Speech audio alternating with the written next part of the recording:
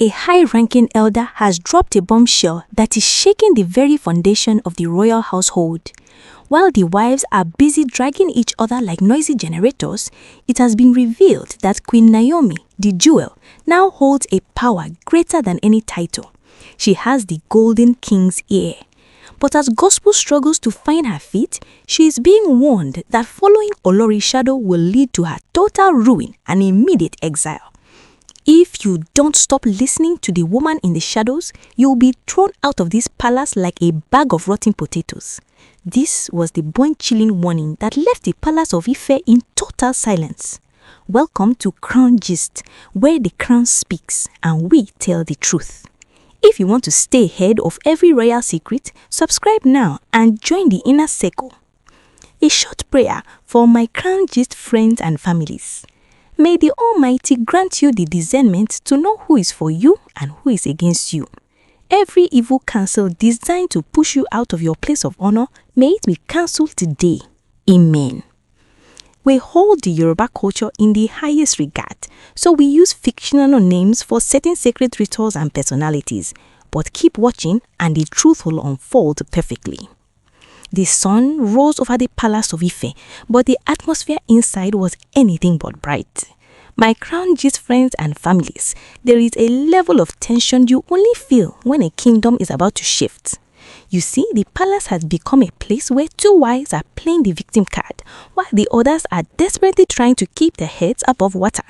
But in the middle of this pass-my-neighbor generator dragging, an elder of great repute has stepped out from the shadows to deliver a message of life and death. This elder, a man who has quietly watched the ways of the palace for decades, didn't go to the king or the Ife elders. Instead, he went straight to gospel. He saw her crying, he saw her confused, and he saw her being led by a string. This elder belongs to the prestigious Oba Adiropo family, a family of doctors and elites who share the same hometown and royal lineage as gospel. They have a vested interest in her success. They were the ones who supported her medical outreaches and her foundation when everyone else was looking away. The elder, alongside Dr. Mrs. Oba Adiropo, sat gospel down and looked her straight in the eye. "My daughter," he began, his voice echoing in the quiet room. "A fly that has no counselor follows the corpse into the grave. You have survived the removal of your immunity once by the grace of God, but do not think you are untouchable. You are not a daughter of the soil in this palace. If you make one more mistake, they will throw you out of here like a rotten sack of potatoes before you can even pack your bags." Gospel was stunned, but the elder was just getting started. He dropped the biggest revelation of the year. He told her, "You are busy fighting the wrong battles. You are looking at the other wives, but you are not looking at the throne. Let me tell you a secret. Queen Naomi, the jewel, does not just spend her days with the golden king. She sleeps inside his ears. As we speak today, every major decision Kabiyesi makes, every person he favors, and every person he frowned at, the whisper of the jewel is behind it." This news hit gospel like a physical blow.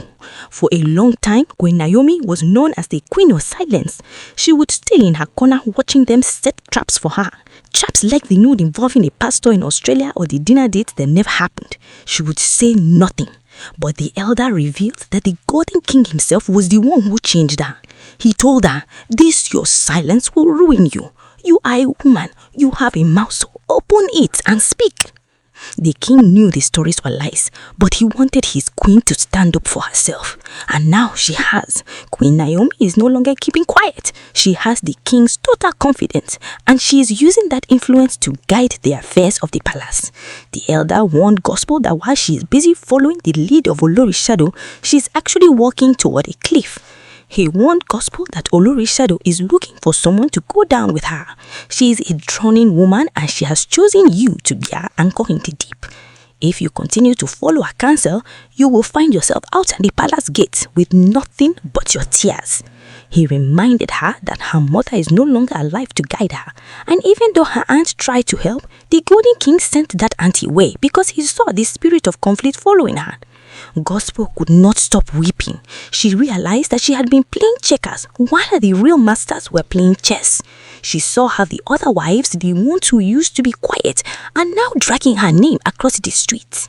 She felt the isolation of the palace walls closing in on her. The elder's words rang in her head. The jewel is in the king's ear, and you are in Olorishada's pocket. One of these positions leads to the throne, and the other leads to the gate. The suspense in the room was thick as you could cut it with a knife. Gospel looked at her hands, the still hands that had carried out so much charity work, and wondered if they would soon be carrying her luggage out of Ife. The elder stood up to leave, giving her a final look of pity. Be careful, my daughter. The list of those to be removed is being written, and the pen is in the hand of the man who listens to the jewel. The departure of the Oba Aderupo family left a silence in Gospel's quarters that was heavier than a lead weight. My crown gist friends and families, you need to understand that when an elder of that caliber speaks, the ground beneath your feet should shake. Gospel sat there, staring at the walls of the room the Golden King had provided for her, realizing that the very foundation of her stay in the palace was crumbling. The warning about Olorisande was not just a piece of advice, it was a final alarm before the storm. Outside her door, the palace was humming with a different kind of energy. Word had already reached Olorishada that the Oba Aderupo family, the high-profile elite who usually don't mix with palace politics, had spent hours behind closed doors with Gospel. Olorishada, who is known for her sharp eyes and even sharper ears, didn't take this news lightly. She knew that if Gospel started listening to the elders, her influence over the younger wife would vanish into thin air. Olorishada moved through the palace like a ghost, her face a mask of calm, but her heart racing. She knew her position was fragile. She had been the one whispering in Gospel's ear, telling her who to fight and how to react. She was the one who encouraged the friction that led to the dragging they were now experiencing. If Gospel pulled away now, Olorishada would be left standing alone in the line of fire. Meanwhile, the dragging on social media and within the palace walls reached a fever pitch. It was like a pass-my-neighbor generator, loud, smoky, and impossible to ignore. Every wife seemed to have a story. Every maid had a secret to share. They were pulling Gospel's reputation through the mud, questioning her foundation, her outreach, and even her loyalty to the Golden King. They mobbed her, saying she was trying to act like a super Olori when she was actually just a pawn in a bigger game. In the middle of this chaos, Queen Naomi, the jewel, remained the picture of royal composure. But she wasn't just sitting pretty. Since the Golden King told her to open her mouth and speak, her silence had been replaced by a quiet, lethal authority. She didn't need to shout to be heard. When she walked past the other wives, the air seemed to grow cold. They knew that she wasn't just the king's favorite anymore. She was his strategist. The Golden King himself was becoming increasingly impatient. He had seen the reports of the dragging and the internal wars. He had sent Gospels on her way to clear the air, but the smoke was still thick. He began to spend more time in the private study where only he and the jewel were allowed. This was where the air sleeping happened. While the other wives were fighting for space on the palace ground, Queen Naomi was winning the space inside the king's mind. Gospel tried to reach out to the Golden King, but for the first time, she found the doors weren't opening as easily as before. The guards were polite, got firm. The Kabiyesi is in a meeting. The Kabiyesi is resting. She began to feel the immunity removal the elder had warned her about. It wasn't a sudden slap, it was a slow freezing out. One evening, Olorishada finally made her move. She cornered Gospel near the inner garden. I heard the Oba Aderupo family came to visit, she said, her voice dripping with thick honey. I hope they didn't poison your mind with their elderly wisdom. They don't understand how this palace works, my dear. They are outsiders. Only I know how to keep you safe here. Gospel looked at her, and for the first time, she saw the rotting sack of potatoes the elder had described. She saw the desperation in Olorishada's eyes, but she was too scared to break away completely. She was trapped between the warning of the elders and the manipulative grip of the woman in the shadows. The suspense was building to a breaking point. The palace staff whispered that a big cleansing was coming. A list was indeed being prepared, and the Ife elders were being summoned for a meeting that wouldn't include the wives. The question on everyone's lips was, who goes first? Is it the one who caused the fight or the one who whispered the instructions? African Nigerian friends and families, the walls of the palace started to close in on Gospel as the sun began to set on her influence. The secret discovery inside the Golden King's private study was not a letter or a piece of jewelry, it was a recording. You see, the Golden King is a man of high intelligence, and since he told Queen Naomi, the jewel, to start speaking, he also started listening to the echoes in the hallways. The recording captured a conversation between Olorishado and Gospel that happened near the inner chambers. In that recording, Olorishado was heard clearly telling Gospel that the Golden King was becoming weak and that they needed to form their own power block within the palace to ensure their children's future. She told Gospel that the jewel was walking on the king's head and that if they didn't act fast, they would both be sent back to their father's houses with nothing but the clothes on their backs. When the Golden King heard this, he didn't shout. He didn't even call the guards. He simply sat in his chair with Queen Naomi standing right beside him, her hand on his shoulder. The jewel didn't need to say, "I told you so." Her presence alone was enough to confirm that she was the only one who had the king's best interest at heart. She was the one who had been whispering peace, while the others were whispering rebellion. The Golden King looked at the Ife elders who were present and said, "A house divided against itself cannot stand. I brought these women here to build a legacy, not to dismantle my throne while I'm still sitting on it." The Ife elders shook their heads in shame. They realized that Gospel, who they once thought was a woman of virtue and foundation work, had allowed herself to be carried away by the bitter wind of Olorishado. As this was happening in the secret study, Gospel was in her room, her heart beating like a traditional drum. She could feel that something was wrong. The palace maids who used to rush to serve her were suddenly busy elsewhere. When she asked for water, it took an hour to arrive. When she walked into the common area, the other wives stopped talking and looked at the floor. The dragging on social media had now moved from the internet into the very corridors of Ife. She remembered the words of Dr. Mrs. Oba Aderopo. "You don't know what you are doing to yourself." She realized that by trying to play the game of power and position, she had lost the only thing that mattered, the king's trust. She tried to send a message to Olorishado, but even Olorishado was now avoiding her.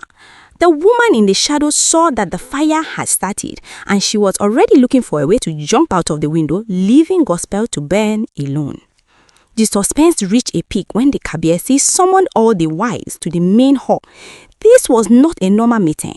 The Golden King was wearing his full traditional regalia, and the Ife elders were lined up behind him like a wall of stone. TikTok Olori was there, looking triumphant. Queen Naomi was there, looking calm and holy.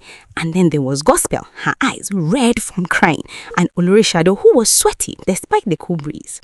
The Golden King looked at Gospel and asked one question. "Who is your counselor in this palace?" The silence that followed was so heavy it felt like it would break the floorboards. Gospel looked at Olorishado, but Olorishado looked straight ahead as if she didn't even know who Gospel was. It was the ultimate betrayal. The rotten sack of potatoes warning was coming through right before her eyes. Gospel realized that the immunity the elder talked about was officially gone. She was standing in the middle of the palace, surrounded by people, yet she was completely alone. The king's ears were close to her cries because the jewel had already filled them with the truth. The tension in the main hall of the palace was enough to make a brave man tremble. My Crown Gate friends and families, the Golden King did not raise his voice, but the weight of his words felt like a hammer. He looked at Gospel and then at Olorishado, his eyes piercing through their masks of innocence. The dragging that had been happening on the outside was nothing compared to the judgment that was about to drop inside the palace of Ife. "I have heard the whispers," the Golden King began, his voice cold and steady. "I have seen the power blocks you tried to build behind my back. You thought my ears were closed, but you forgot that the jewel sees what you hide in the dark." Gospel collapsed to her knees, her tears flowing freely now. She tried to reach out to the Kabiyesi, but the guard stepped forward. blocking her path. The immunity was gone. The daughter of the salt protection the elder warned her about was nowhere to be found. The Golden King then turned his gaze to Lorisha. "And you," he said, "the one who leads others into the fire while you stay in the shade, your time of whispering is over." He looked at the Ife elders and gave the final command. He didn't order a physical exile immediately, but he declared a spiritual and social isolation. They were to be stripped of their royal duties, their access to the inner chambers was cut off, and they were forbidden from speaking to the Golden King until the Ife elders finished a total cleansing of the palace. Gospel realized too late that she had traded her gold for bronze. She had followed Olorisha into a pit, and now she was at the bottom of it. Queen Naomi, the jewel, stood by the king's side, the silent victor who won by simply being truthful. The dragging generator noise finally went silent as the weight of the king's decree settled over the household. The palace was being reclaimed, and the rotting sacks were being moved to the gates. Please note, my Crown Gates friends and families, it is very important to remember that all the details we have discussed today are alleged. These are rumors and information making the rounds on social media. This story is based on unverified reports from various sources, and while the drama is high, these details should not be taken as absolute facts yet. We are bringing you the updates as they circulate in the public space.